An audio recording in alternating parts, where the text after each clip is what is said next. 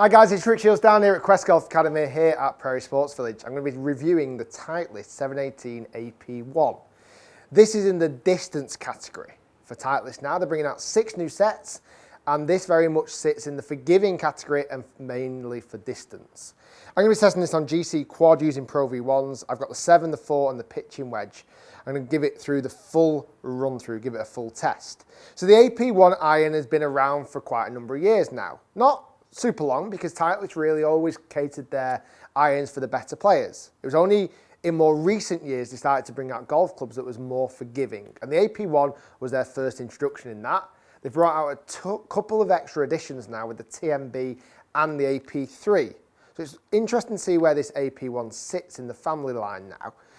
What they've done to the head design is just, for me personally, they've made it ridiculously sleeker. This, compared to the 716 AP1, looks a complete upgrade in looks. I think it looks fantastic, certainly from the back. Now, what I'm a bit disappointed about on the front of the club face is that we've not got the same shiny chrome as we got on all of the other sets of Titleist irons. It's a bit more of a dull head. And I feels a bit of a shame that, because it just doesn't look quite as dazzling. It doesn't look quite as impressive. But the back of the golf club certainly does. Now, this golf club has got, I think it's like 30% more tungsten than the 716. They put more weight in towards the toe. They've got this undercut to offer loads of forgiveness. This is their most forgiving iron.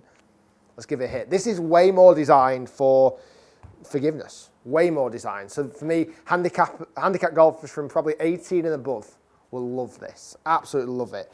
I've got every one of the Titleist irons in the steel Dynamic Gold X100 shafts, or with the Lamp King grip as well. Yeah, just behind the head, it's big and it's chunky, and it really is. It's a very inviting, good-looking head behind. But I just don't like the fact that it's got a dull face to it. I feel that's a real shame. I feel that's a real downgrade compared to all of the other shiny faces in the Titleist range.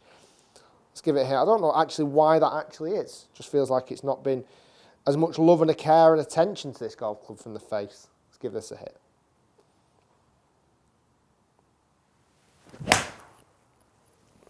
Now this 7-iron is 30 degrees, so it's one of the strongest 7-irons that Titleist have in their range now. That was a toey golf shot. That was hit from the toe side of centre, you'll see on the graphic in a moment, and that still got way to the back of the green. That carried at 169, and that was a bad hit. Let's just see where that strike location took place. Ball flight, I'm expecting a little bit lower spin. You can see there the strike location from the toe. Quite a bit from the toe actually as well. It seemed to stay very stable, the ball flight though, considering it was so much from the toe. Showing a little bit of forgiveness level in this golf club. There's a fraction more in the middle, but it's gone slightly left on me. Oh, it's way longer. I mean, this is really like some of the players' irons. This is a 6-iron, loft-wise. Most of the players' irons have all been around about 30 degrees loft with a 6-iron. This is a 7-iron at 30 degrees of loft, which makes that blend between the sets just that little bit trickier if you're wanting to blend a few of the AP1 irons into the rest of the golf clubs, because I don't think it's going to quite fit with the loft characteristics. That carried 10 yards further when I hit the middle that time, and I did hit the middle much better than the one previous to that.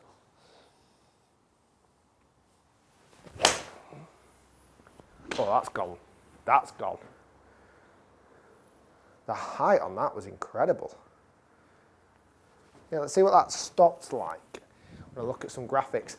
The head, it's got a very loud sound to it. It actually does feel okay. It just doesn't feel super soft, but I'm not expecting it to. It's just that when you compare that softness to some of the other Titleist irons in the range, there's a distinguished difference. There's definitely a difference between the feel of the head and the sound of the head. But what we're looking for in this iron is forgiveness. We want forgiveness and we want distance. And for me, it's actually hitting both of those two criteria perfectly well. Let's have a look at some data between the 3 shots I hit there. We've got average carry distance there of 176. You can see the difference between the first one when I hit it from the toe at only 169 carry for the loft. That's a bit short. But then the 2 following that carried at more like 179 and 180. So much better numbers. The spin is where we see a big drop off. So that's now dropped down to 5,500 spin for the 5-iron. And one thing to consider, the height is still relatively high, so that's still at 30 yards up in the air, and the descent angle, so the angle that the ball comes down and hits the green, is still above that 45-degree angle. So there's going to be some stopping power in there, but for me, again, it's just that little bit, tiny bit low on the spin, but with the height and the descent angle, you're probably going to still get a little bit of stop, just not loads of actual stopping power. Let's move into, the rest of the numbers are pretty good. Ball speed's good, launch angle, everything else is pretty much bob on, exactly where I need it to be. Yeah, I like that. The numbers are good, the numbers are good. Right, let's move to 4-iron, because this is a club I've been really excited to hit. Because the 4 and 5 iron are hollow head designs in the AP1s.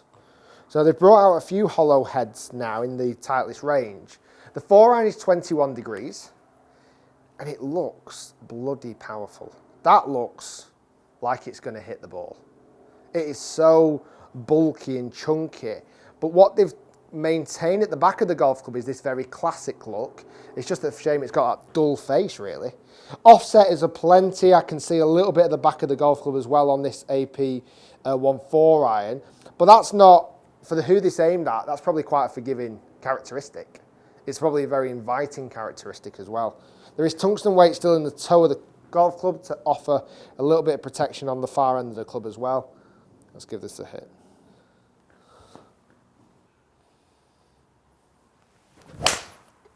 Oh, that's gone left on me, which is a real shame.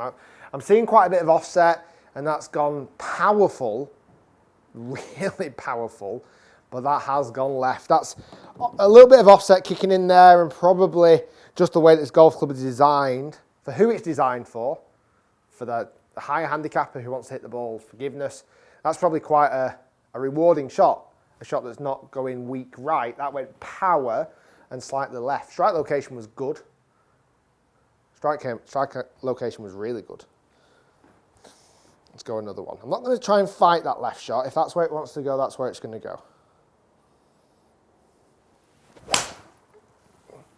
Yeah, it's not as left. It's come out unbelievably well. It's like a driving iron. Get that in like a 2-iron, and that is on it. Probably just a little bit too much set back of the club head. Shaft's a fraction too far forward. And it's got, for that little back edge that just sticks out, I understand why it does, because it's so chunky. I would have loved to have just seen that slightly shaven off. Just that back little flick, I think would have made a lovely improvement, so you didn't see the full back of the club head. I think you see a bit more of that in the in potentially the TMB. You don't see as much of the back of the club head. Let's give this one more go.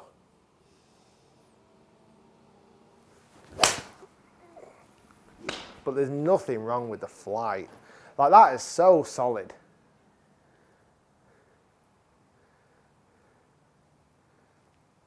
It's never going to be a golf club that suits the better player, just because a little bit of offset and potentially it's going to always potentially just slightly pull left. But I can see a huge market in golfers who struggle with long irons and potentially even struggle with hybrids. I think this golf club, with how much chunk it's got behind the ball and the blade length is huge, it's going to work out really well. Distance there was carrying. Let me just pull those numbers back up. Let's just get some numbers on the 3 shots I just hit there. So I'm not too bothered about it going left. I felt it's more just the design of the golf club. Carry distance there at 215. Total distance at 232. Spin rate just under 4,000. Which actually is not too bad for a 4-iron. Height-wise, I'm still getting 32 yards up in the air, and the descent angle is there at 42, so it's going to skip and hop and bounce forward, but you're going to see that in most 4-iron shots. I mean, they are bullets. They really are bullets. They're good hits. Just a shame they went a fraction left.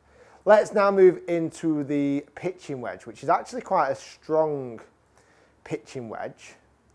It's 43 degrees in loft, which I don't know if I'm a huge fan of.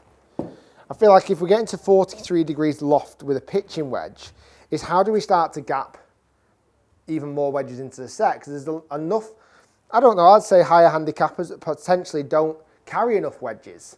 So if you make the pitching wedge strong, how does that filter into the specialised wedges moving down? Because if I know too many golfers that go straight from pitching wedge to sand wedge. Now let's say their sand wedge is 56 degrees and their pitching wedge is 43. We've got like 13 degrees of gap.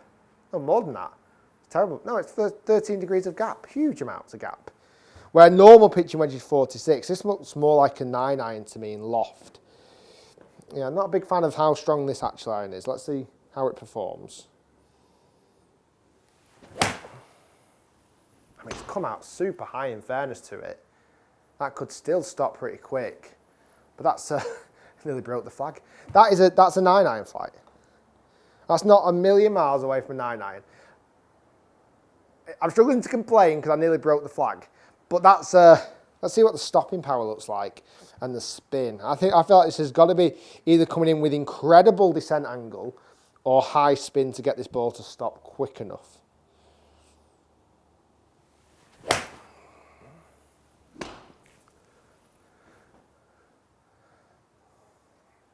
Hey, listen, what am I saying? This is a great golf club, probably the best one I've ever tested. I've literally nearly broke the flag on 2 shots there. But it's my concern that players will be using too much loft in their pitching wedge and then not correctly gap. It's more of an educational piece. If your pitching wedges are too strong, you've got to gap accordingly to get the right spacing in your lower shots. If you don't, you're going to start to struggle with certain gapping issues. Let's go one more with the wedge.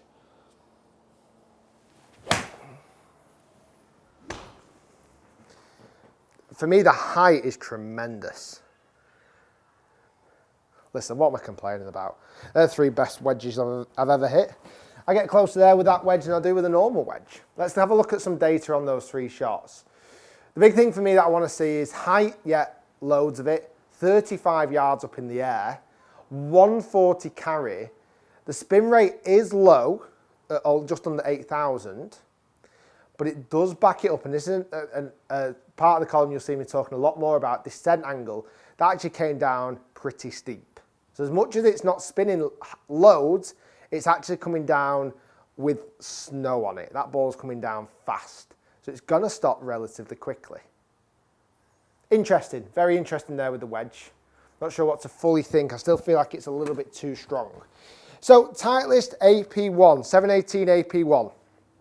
For me, a marked improvement on looks from behind. I think a lot of the high handicappers will really appreciate how much cleaner and how good that actually looks.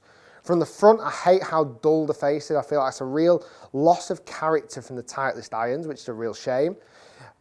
Performance, they are long. Performance, they are forgiving. Performance, I can't massively fault them because feel-wise, they're solid. They are solid iron and they sound great. They really do. So for me, performance is not a huge issue with these irons. I think they fit actually brilliantly. Just a real shame that the 2 things, the lofts, certainly on the wedge feels a little bit strong for me.